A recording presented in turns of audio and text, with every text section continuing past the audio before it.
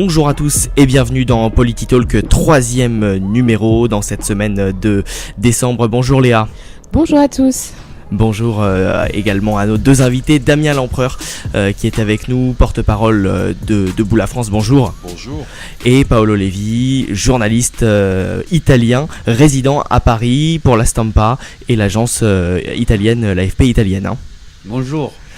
Alors aujourd'hui donc pour cette nouvelle émission, on va évidemment parler des gilets jaunes, du point de départ aux manifestations, à la situation actuelle. On va revenir sur tout cela dans un petit instant. Avant, je voulais quand même présenter plus en profondeur notre invité, Damien Lempereur. Donc vous avez 34 ans, vous êtes avocat au barreau de Paris, oui, diplômé de l'ESCP Europe et Assas en droit des affaires. Vous avez également étudié au conseil à Cornell aux États-Unis. Et vous êtes aux côtés de Nicolas Dupont-Aignan depuis 2008. Depuis quelques années, effectivement, et depuis le tout début de Debout la France. C'est ça, vous avez été directeur stratégique de sa campagne présidentielle dès 2012, en charge des relations avec les partenaires européens. Oui. Comment a commencé votre engagement politique ? Alors très simplement, vous rappeliez que j'étais étudiant à l'ESCP Europe, et quand on est en école de commerce, en business school, on doit faire des stages. Et moi, j'avais pas envie de faire un stage dans la finance, dans la banque, comme tous mes camarades. Et comme j'étais passionné par la politique, j'ai cherché un homme politique qui me semblait différent du Parti Socialiste, de l'UMP, que j'avais plus confiance dans la politique. Et Nicolas Dupont-Aignan venait de quitter Nicolas Sarkozy au moment où Sarkozy allait devenir président. Et je me suis dit, tiens, celui-ci, il est courageux. Et voilà, c'est une rencontre avec un homme courageux. Et après, la politique de campagne en campagne, on prend des responsabilités. C'est ça, et donc c'est comme ça qu'aujourd'hui vous faites notamment le tour des plateaux télé pour défendre les idées de Nicolas Dupont-Aignan. Alors on va revenir donc sur le mouvement des Gilets jaunes, le mouvement de Gilets jaunes qui est donc ce mouvement de protestation non structuré qui est apparu en France en octobre dernier. Ce mouvement, faut-il le rappeler, a pour motivation initiale le rejet de l'augmentation de la taxe sur les produits énergétiques. Il s'élargit rapidement à d'autres revendications fiscales, sociales et politiques, et une première date pour symboliser ce mouvement, c'est celle du 17 novembre 2018, samedi 17 novembre 2018, l'acte 1 des manifestations qui a commencé en province, qui s'est ensuite déroulé à Paris sur le deuxième, le troisième et le quatrième acte. Que reflètent, selon vous, les Gilets jaunes ? C'est très important ce qui est en train de se passer, et c'est pour ça dans le pays, et c'est pour ça qu'avec Debout la France, on était très rapidement aux côtés des Gilets jaunes. En réalité, moi j'étais Gilet jaune avant le mouvement, puisque on a organisé déjà des opérations sur des péages autoroutiers pour dénoncer le racket des autoroutes en 2015. On avait fait une opération, vous rappeliez que j'étais dans la campagne présidentielle en 2012, on avait organisé une opération sur une pompe à essence pour démontrer qu'il y avait un problème sur le prix de l'essence qui était constitué majoritairement des taxes. Donc ce qui ressurgit avec ce mouvement, c'est des problèmes plus profonds qui sont ancrés dans le pays depuis des années et qui sont, à mon sens, d'une part, un problème de consentement à l'impôt, à savoir que les Français, les citoyens ont compris que la façon dont était réparti l'impôt dans notre pays était profondément injuste, à savoir que la majorité des impôts et des taxes pèsent sur les catégories populaires et les classes moyennes, alors que les plus riches, que ce soit les GAFA, les grands groupes ou même les ultra-riches, nos compatriotes les plus fortunés ne payent pas d'impôts en comparaison à la masse des Français. Donc il y avait ce problème du consentement à l'impôt qui a ressurgi donc, sur la taxe carbone. Vous l'avez rappelé, je fais un petit aparté, taxe carbone, et ce qui, je pense, a fait déborder, la goutte qui a fait déborder le vase, c'est le fait qu'on a avancé le prétexte de l'écologie, alors que tout le monde avait bien compris que c'était juste une façon de taxer les Français, parce que si on voulait faire des choses pour l'écologie, il y aurait 1000 choses à faire, et ça ne consiste pas à taxer les plus pauvres. Et puis ce mouvement, c'est aussi une demande de démocratie, de plus de démocratie directe, et là aussi ça ressurgit des profondeurs, c'est l'échec de 30 ans, je crois, de mauvaise politique dans notre pays, et cette demande de démocratie, c'est une crise de la légitimité, crise de la représentativité. Les Français ne se sentent plus représentés par ceux qui les dirigent, et c'est pour ça qu'on a eu, sur ce problème de consentement à l'impôt, une exigence de démocratie, la demande du référendum d'initiative citoyenne, par exemple, plus de proportionnel à l'Assemblée, pour faire court. Voilà, toutes ces demandes parfaitement légitimes. Est-ce que vous pensez que les mesures effectivement de démocratie directe pourraient venir contrecarrer ce problème de sentiment de sous-représentation en fait ? Et est-ce que juste pour replacer les choses dans leur contexte, vous vous souvenez du taux d'abstention au dernier tour législatif en France ?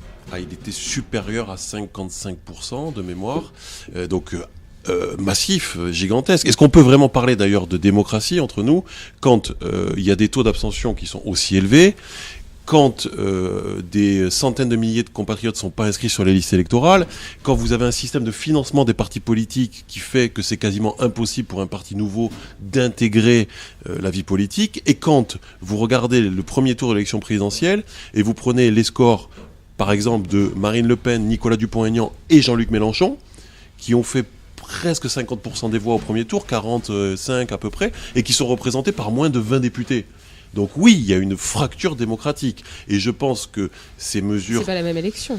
Non, mais je pense que... Mais c'est encore pire les législatives, puisque comme c'est un scrutin à 2 tours majoritaire, pour gagner, il faut faire des alliances. Et les Français ont bien compris que cette nécessité de s'allier, des gens qui ne sont pas d'accord entre eux et qui finalement ne s'allient que pour le poste, que pour la place, crée une assemblée qui est totalement en décalage avec la réalité. Sur les gilets jaunes, quand vous pensez, quoi qu'on en pense d'ailleurs, qu'on soit pour ou contre, que vous avez un soutien majoritaire de l'opinion, 80% au début, maintenant encore plus de 60% je crois, et qu'à l'Assemblée, en réalité, vous avez exactement l'inverse, ça veut dire 70 ou 80% de l'Assemblée qui s'oppose à ce mouvement. Vous voyez que la fracture, elle est totale. On est sur... le journaliste italien a introduit la notion d'Europe dans ce débat, et il y avait le référendum de 2005, vous aviez 80% de l'Assemblée nationale qui était pour le oui au référendum sur la Constitution européenne, et le peuple français a voté non majoritairement, donc il y a une fracture totale. Et je pense que introduire de la démocratie directe, par exemple le référendum d'initiative citoyenne, mais aussi une réforme du système de financement, une réforme de la représentativité en introduisant la proportionnelle pourrait déjà être un début de réponse à la crise démocratique, je le pense sincèrement. L'introduction de la proportionnelle, c'est une proposition qui a été faite par le président de la République, donc c'est des choses qui vraisemblablement devraient avancer dans ce sens. Peut-être. Revenons plutôt sur le référendum d'initiative citoyenne, si vous le permettez. Certains disent qu'il faut l'encadrer. D'après vous, comment il faudrait l'envisager et quel procédé en fait? À Debout la France, notre modèle, c'est un peu le général de Gaulle, et il y avait il y a toujours dans la Constitution de la Ve République le référendum. Le problème, c'est qu'il a été bafoué, je parlais de 2005, et il a surtout été trop peu utilisé.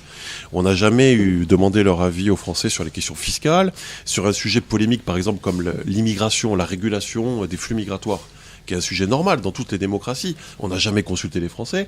Et donc, il y a eu finalement une perte de confiance dans la façon dont les gouvernements ont utilisé, y compris le référendum. Donc c'est pour ça que je crois qu'aujourd'hui, il faut un vrai référendum d'initiative citoyenne.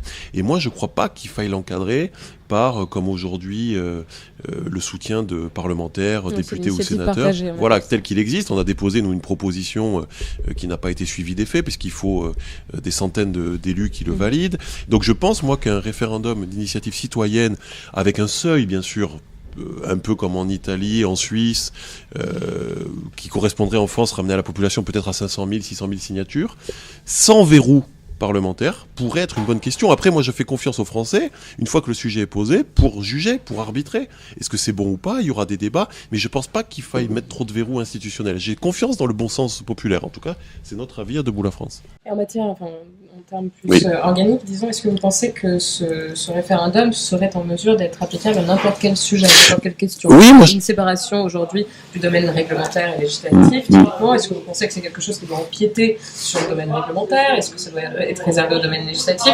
Quid des valeurs des textes constitutionnels aussi? Jusqu'où aller? Moi, je pense précisément qu'il ne faut pas limiter, y compris les domaines dans lesquels on pourrait poser une question.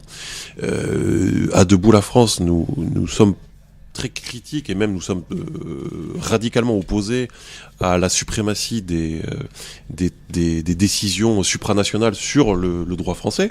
On aimerait inverser l'ordre. On pense que c'est la Constitution française et les décisions prises au nom du peuple français qui devraient avoir la primauté sur soit les décisions de la CJCE, soit les décisions en matière économique qui sont prises dans le cadre de la Commission européenne ou de l'OMC. Et donc justement, le référendum serait un moyen d'inverser cet ordre. Je me permets de vous interrompre.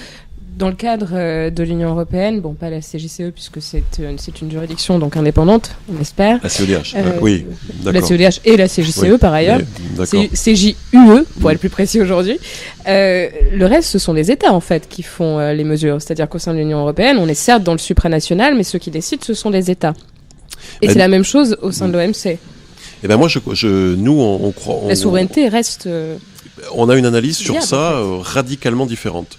Moi, j'entends cette analyse et souvent, quand je suis parfois face à y compris des députés de la République En Marche, qui sont très cohérents, ils sont dans une logique fédérale, où ils aimeraient arriver à une forme de démocratie fédérale, où ils considèrent que le Parlement européen est représentatif, où les décisions prises au Conseil de l'Europe sont finalement la volonté des différents. Ils ont cette analyse qui est fédérale, qui est cohérente. Nous, à Debout la France, avec Nicolas Dupont-Aignan, on la conteste formellement.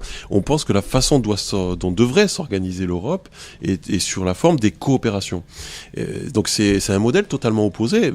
Nous, c'est celui pour lequel on se bat et qui consiste à considérer que la souveraineté ne peut pas être partagée et que, en revanche, on doit travailler entre partenaires européens, comme on a fait Airbus, comme on a fait Ariane, et que, au contraire, depuis qu'on est dans ce système-là que vous décrivez de la Commission, en réalité, ce ne sont plus les politiques qui prennent les décisions, mais les lobbies qui mettent une énorme pression et les organisations internationales qui ont totalement enserré ce que vous décrivez, qui devrait être normalement une forme de souveraineté partagée.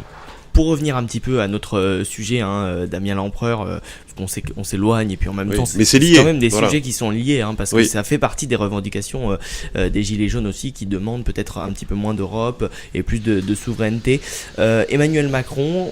Mieux d'Europe, il faut faire l'Europe mieux. Mieux d'Europe, exactement. Sur un plan purement économique, Emmanuel Macron donc, est revenu sur la scène début décembre dans une allocution au journal de 20h qui a duré une vingtaine de minutes, dans laquelle il est revenu notamment sur la CSG, promettant également donc la hausse du SMIC de 100 €, tout en défiscalisant les heures supplémentaires. Ces mesures, comment vous les avez perçues à Debout la France et vous personnellement ?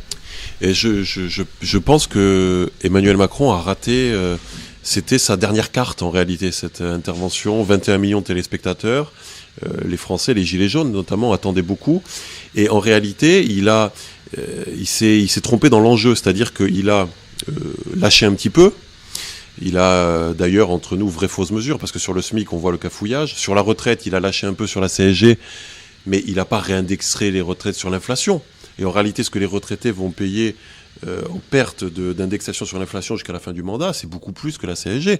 Dans la plupart des pays européens, les retraites sont indexées sur l'inflation, c'est normal, c'est le cas aussi en Italie, ou en tout cas sont indexées sur les salaires. Là, les retraites en France sont gelées. Donc il y avait ces vraies fausses mesures, il a effectivement lâché un peu, par exemple les heures supplémentaires défiscalisées, moi je trouve que c'est une bonne mesure, mais je pense sincèrement, je ne sais pas pour faire de la politique politicienne, que c'est pas du tout à la hauteur de l'enjeu, puisqu'on a parlé là de l'enjeu démocratique, j'y reviens pas, mais sur l'économique, ce que je pense, c'est notre avis juste à Debout la France, je prétends pas avoir la science infuse, mais je pense que ce que les compatriotes veulent, c'est un changement radical de politique économique. C'est-à-dire que plutôt que de lâcher quelques millions ici ou quelques millions ici, il faudrait faire en sorte que la croissance reparte. C'est-à-dire qu'on sorte de ce libre-échange déloyal qui fait qu'aujourd'hui on ne se défend pas, par exemple face à la Chine, dans la guerre économique de la mondialisation. On laisse venir les produits importés sur le désastre environnemental, sur l'esclavage humain, bon bref, je vous en passe, et on n'a pas réintroduit de la loyauté dans l'échange. Et je pense qu'il aurait fallu prendre des mesures plus radicales,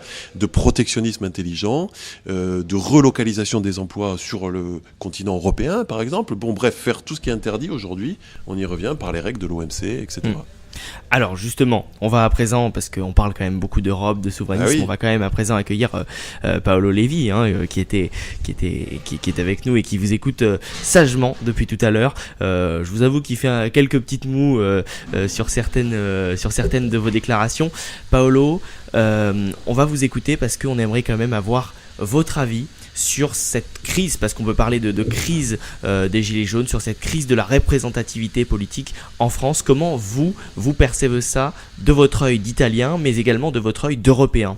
Pour moi, ça a été une cure de jouvence, c'est-à-dire que soudainement, j'ai vu apparaître en France exactement le même mouvement, les mêmes discours, les mêmes éléments et revendications qu'avait été apporté désormais il y a 11 ans. Moi, j'étais encore un gamin en Italie, avec ce qu'on a appelé à l'époque le vaffanculo Dei, le va te faire foutre Dei, quand les citoyens italiens, en tout cas nombreux entre eux, sont descendus dans les places, ont envahi l'espace public, et exactement comme les Gilets jaunes, ont tiré par le bras les gouvernants en disant « Eh oh, on existe aussi, qu'est-ce que vous faites ?» Et ça a été le début d'une extraordinaire aventure qui a porté ce mouvement à se structurer politiquement, à se présenter aux élections. La première élection qui a été gagnée par les Gilets jaunes italiens, donc le mouvement 5 étoiles, c'était à la mairie de Parme. Et ensuite, depuis la mairie de Parme, ils sont passés aux européennes, aux législatives. Et aujourd'hui, 11 ans après, ils sont au sommet du pouvoir et ils gouvernent dans une alliance assez bizarre avec Matteo Salvini, qui est un peu l'équivalent italien de Marine Le Pen. Et donc, on les a à l'épreuve du pouvoir tous les jours, on les voit, et c'est exactement les mêmes discours qu'on entend faire aux Gilets jaunes, et c'est très très intéressant parce qu'en France, on les voit, disons, investir les rues, et en Italie, ils se sont en quelque sorte institutionnalisés en acceptant les règles du jeu démocratique et en se portant candidat. Donc c'est la prochaine étape, le plus intéressant va être vont être les prochains mois. Est-ce que ces gilets jaunes français vont être en mesure de suivre l'exemple de leurs cousins italiens et de se porter candidats, eux aussi, aux prochaines échéances électorales? Je pense notamment aux européennes, aux municipales. Mais est-ce qu'il n'y a quand même pas une différence et un climat très différent entre la manifestation en France et la manifestation en Italie? Les Français vous savez, chaque pays ensuite a son caractère national ancré dans l'histoire de la nation, etc.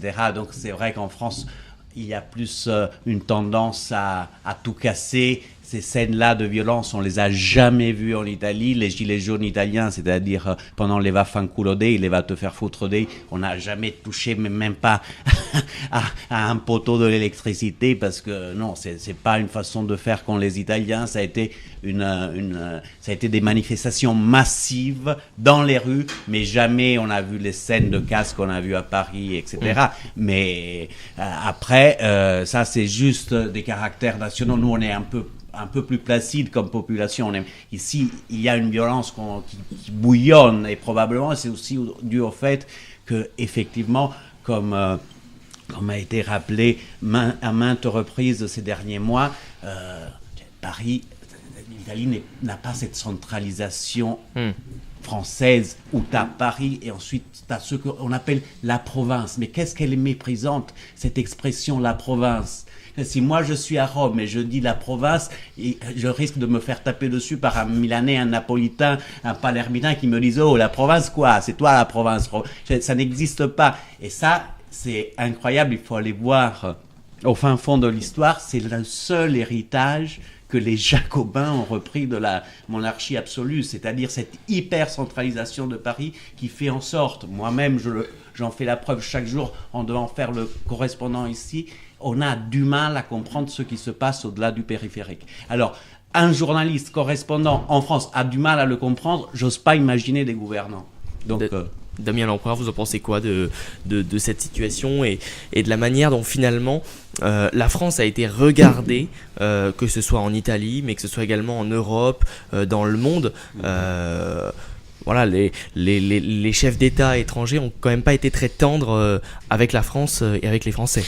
Oui, enfin, les chefs d'État étrangers sont de moins en moins tendres avec Emmanuel Macron, surtout.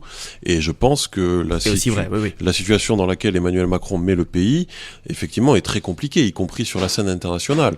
Alors, en revanche, sur l'aspect révolutionnaire, c'est vrai que dans l'histoire de France, régulièrement, le peuple se soulève et fait face à l'autorité. C'était le cas face à la monarchie, mais pas seulement. Et très souvent, d'ailleurs, la question fiscale avait y compris dans les jacqueries, avait été à l'origine de vraies révoltes qui ont débouché parfois sur des changements de politique ou de forme de gouvernement. Donc il y a peut-être une sorte de mimétisme, effectivement, ancré dans les gènes de notre pays. Néanmoins, sur la violence, je voulais répondre quelque chose, c'est que malgré tout, et c'est très juste ce qui a été dit sur Paris et la province, et c'est lié, mais malgré tout, le mouvement des Gilets jaunes est très majoritairement, immensément pacifique, et notamment dans les régions et dans les territoires. Bien sûr, et c'est vrai qu'il y a eu un prisme médiatique, parce que c'est la capitale, sur Paris, où est venu s'agréger des casseurs, pas toujours d'ailleurs, enfin qui venaient même parfois de toute l'Europe. On a parlé de l'ultra-droite, des black blocs de l'ultra-gauche. Il y a eu aussi des pillages qui n'étaient pas le fait de gilets jaunes. Et donc, si vous voulez, il y a eu un prisme déformant, puisque tous les médias étant centralisés à Paris, regardant très peu la région, et ça c'est très vrai, les régions, on a mis et d'ailleurs, nous on a accusé le gouvernement, y compris, d'utiliser ces violences, de les instrumentaliser pour décrédibiliser la masse des gilets jaunes. Mais je ne nierai pas que nous avons dans les gènes en France, effectivement, et je pense moi que c'est très salutaire, une capacité à se révolter lorsque on estime que l'autorité est devenue injuste et peut-être aussi un peu illégitime. Je me permets de revenir sur votre comparaison, la comparaison que vous avez mise en avant tout à l'heure, Paolo, si vous le permettez, avec le mouvement des Cinque Stelle. Est-ce que vous ne pensez pas qu'en fait ce mouvement des Cinque Stelle était déjà à la base un peu plus structuré en la personnalité de Beppe Grillo, et ce qui a permis en fait de former un mouvement qui a pu déboucher sur des élections et qui n'est pas en fait la réalité du mouvement en France des Gilets jaunes, car on est vraiment sur un mouvement qui est excessivement protéiforme et où quelques leaders se distinguent, mais enfin, personne n'est à la tête de ce mouvement. Il n'y a qui est capable aujourd'hui de porter la voix des Gilets jaunes à une élection, typiquement, et en tête de liste des prochaines élections européennes, si on prend les élections à court terme. Oui, je suis parfaitement d'accord. Toute la question, d'ailleurs, est là. Le mouvement des Gilets jaunes est en quelque sorte orphelin d'un leader, un porte-parole. J'ai vu, et ça m'a fait assez rigoler, qu'à un certain moment, il y a eu Cyril Hanouna qui s'est proposé en tant que porte-parole des Gilets jaunes. J'ai dit non, mais Francis vraiment... Lalanne aussi. Et ensuite, Mais effectivement, il y a une difficulté aujourd'hui pour le mouvement des Gilets jaunes de se reconnaître dans une seule personnalité qui puisse en quelque sorte non pas se porter candidate, parce que je tiens à le préciser, probablement en France pas tout le monde le sait parce que vous suivez pas l'actu italienne heure par heure, mais Beppe Grillo était seulement le porte-parole, il s'est jamais impliqué politiquement, il s'est jamais porté candidat et il a toujours dit moi je rends juste service à ce mouvement et je porte, parce que je suis une figure médiatique et en plus je suis assez doué avec le verbe et il avait effectivement une capacité oratoire de dingue de porter disons les revendications du mouvement. Donc aujourd'hui la grande question c'est ce qu'on disait justement il y a quelques minutes, c'est de savoir si ce mouvement sera capable de se structurer, y compris à travers une personnalité qui puisse en quelque sorte non pas le normaliser, disons, et en tout cas l'incarner. Et en tout cas l'incarner pour qu'il puisse ensuite gravir les échelons de la démocratie, des élections, etc. Parce que comme ça, sinon, c'est un peu Bien sûr, fort de votre constat et de votre regard extérieur, même si vous êtes à Paris depuis un certain nombre de temps, est-ce que vous pensez qu'il y a une forme de volonté de récupération de la part de certains mouvements politiques ou partis politiques en France ? Oui, bien sûr, mais bon, c'est pas forcément un mal. Ici, on a le porte-parole de Debout la France insoumise à l'autre bout du spectre politique essaye aussi de s'emparer de cette grogne. D'ailleurs, c'est le métier des politiques, c'est de comprendre, d'intercepter le malaise des sociétés et de le traduire, disons, en une offre politique. Le risque est qu'aujourd'hui, ce mouvement des Gilets jaunes se détourne. Ils sont tellement dégoûtés de toute la politique, du système en général, et qu'il fasse, disons, il est envie vraiment d'un dégagisme total. Et le risque, ou peut-être la chance, c'est pas à nous de juger, on le verra, c'est qu'ils se portent candidats eux-mêmes en tant que citoyens, comme ils ont fait en Italie. En Italie, en 2013, il y a eu cette incroyable vague où nous avons eu dans le Parlement italien, donc à l'Assemblée nationale italienne, le plombier, l'avocat, le médecin, le type qui jusqu'à 3 jours faisait tout autre métier, qui se sont retrouvés à gérer, disons, la machine démocratique italienne avec des avantages et des inconvénients aussi. J'ai une petite question pour vous, si vous le permettez, Damien Lamprat. Quelle est votre relation aujourd'hui avec ce mouvement des Gilets jaunes au quotidien ? Oui, c'est une vraie question parce que c'est un mouvement qui est profondément apolitique, citoyen et qui effectivement rejette effectivement tous les partis politiques. Et à Debout la France, parfois on peut même avoir un petit sentiment d'injustice puisque nous on n'a pas gouverné, on n'est pas responsable du chaos et de l'échec et même on a souvent critiqué et annoncé les choses. Je vous parlais de notre engagement sur les péages autoroutiers, sur les stations à essence avant le mouvement. Mais il y a ce mouvement de dégagisme et par ailleurs, il y a y compris dans la tentative parfois des Gilets jaunes de se structurer, le rejet immédiat de tout porte-parole qui essaye de s'autoproclamer porte-parole. C'est-à-dire qu'il y a une grande méfiance de la masse des Gilets jaunes de toute tentative d'organisation. Et entre nous, oui, et entre nous, c'est pas idiot, parce que je crois que celui qui a le plus intérêt aujourd'hui à ce que le mouvement se structure, c'est Emmanuel Macron. Parce que quand vous avez quelque chose de structuré, vous pouvez, vous savez, diviser pour mieux régner, promettre des choses et arriver parfois... Bon, donc il faut... Je comprends cette méfiance des Gilets jaunes. Et nous, à Debout la France, on essaye justement de pas faire de récupération politique, tout en faisant, et ça a été très justement dit, notre travail de responsable politique, c'est-à-dire de proposer une alternative. On a déposé une proposition de loi qui reprend des propositions qu'on avait déjà faites pour répondre à la crise. Donc, et on essaye de convaincre un maximum de citoyens que malgré tout, une fois que les questions ont été posées, une fois que, y compris les médias, et ça c'était très positif, les médias ont donné la parole à des gens qu'on n'entendait plus depuis des années, à la France des oubliés, la France périphérique, il y a quand même eu un vrai travail des médias. On critique beaucoup les médias, mais là il y a quand même eu un vrai exercice démocratique. Notre boulot, pour répondre à votre question, c'est d'essayer de proposer une transition qui soit politique, de trouver une solution.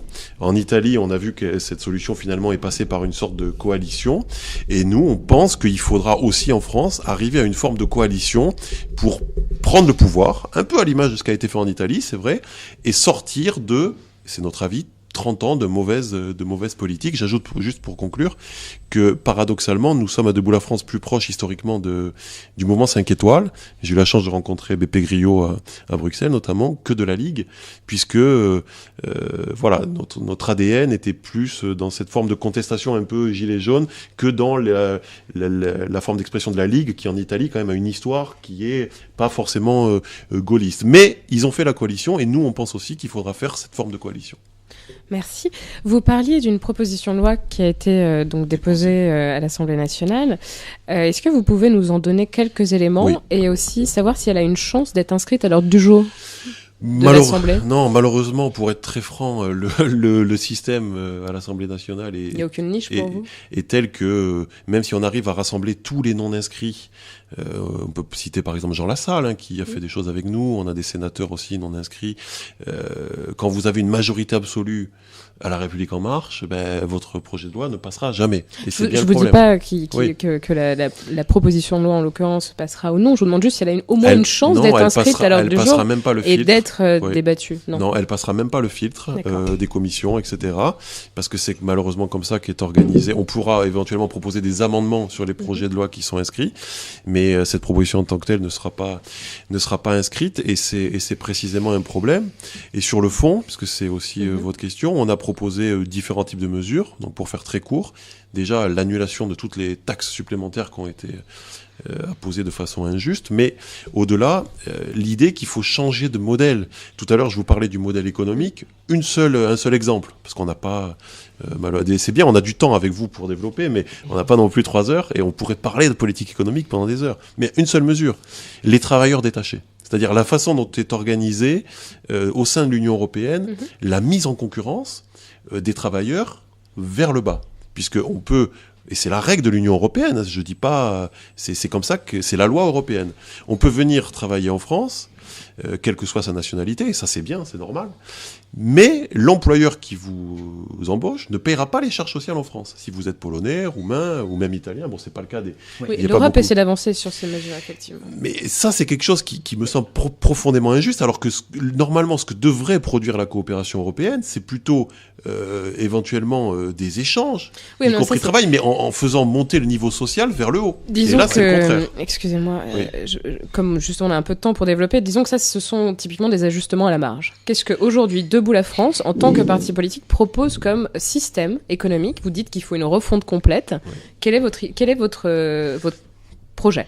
Moi, je considère pas sincèrement que c'est à la marge. Je pense que c'est vraiment symbolique. Et c'est pas en réglant le problème des travailleurs détachés qu'on va régler le problème de la dette en France, qu'on va régler le problème des taxations. Oui, mais c'est effectivement juste une mesure un peu emblématique. Mais ce qu'il faudrait, selon nous, c'est sortir de ce libre-échange tel qu'il est organisé aujourd'hui, au niveau communautaire et aussi mondial, qui est totalement déloyal.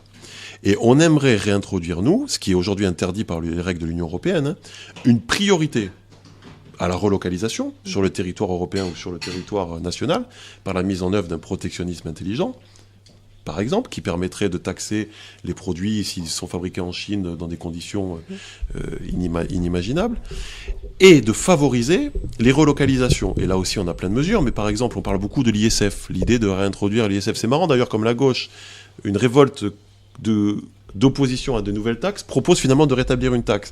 Nous, on avait proposé éventuellement de supprimer l'ISF à la condition que les bénéfices soient réinvestis dans l'économie européenne ou française.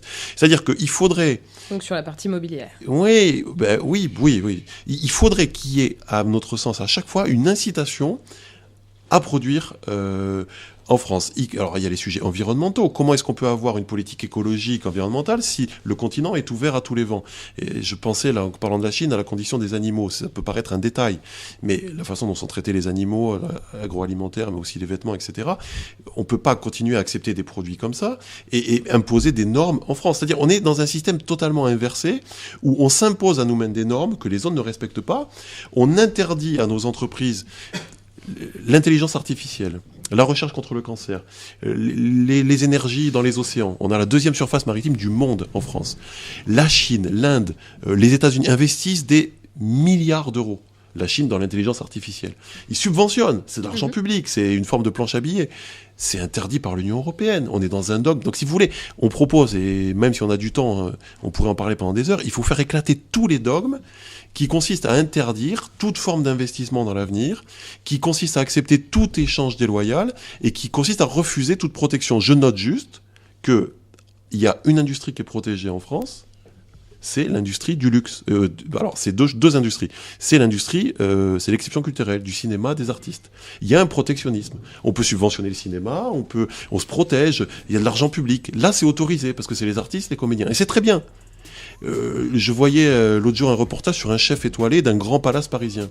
Et ce chef étoilé avait un discours de « je fais de la cuisine locale, biologique, les circuits courts, c'est très bien le local, mais pourquoi ce qui est autorisé pour le luxe ? De faire du local, de faire du territoire, de faire ce qui est autorisé pour les artistes, l'exception. Pourquoi c'est pas autorisé pour les ouvriers ? Pourquoi c'est pas autorisé pour les agriculteurs ? Pourquoi c'est pas autorisé pour les policiers ? Pourquoi est-ce que... Bon, bref, voilà. Donc c'est un changement total de paradigme économique. Moi, j'ai fait une école de commerce, on m'a enseigné un modèle de libre-échange qui, à mon avis, date du 19e siècle, Ricardo, Smith, et je pense que dans la mondialisation, il faut inverser totalement la façon de concevoir l'économie, et dans la mondialisation, ce sont les structures indépendantes, souples, qui font des coopérations qui s'en sortent mieux, selon nous. Bah écoutez, on aura de toute manière l'occasion d'en reparler, Damien Lempereur. Quand vous voulez. Les européennes arrivent à grands pas. Debout la France sera présent, oui. En tout cas. On aura une liste, bien exactement, sûr. Oui. Donc on aura l'occasion effectivement de vous revoir. Je vais remercier également Paolo Levi de nous avoir accompagnés. Merci également à toi, Léa. Quant à nous, donc on marque une pause durant ces fêtes de fin d'année et puis on se retrouve à la rentrée avec de nouveaux invités politiques et surtout toujours plus de débats. Et de débats politiques parce que c'est passionnant le débat politique et le débat d'idées. À très bientôt. Au revoir. Merci.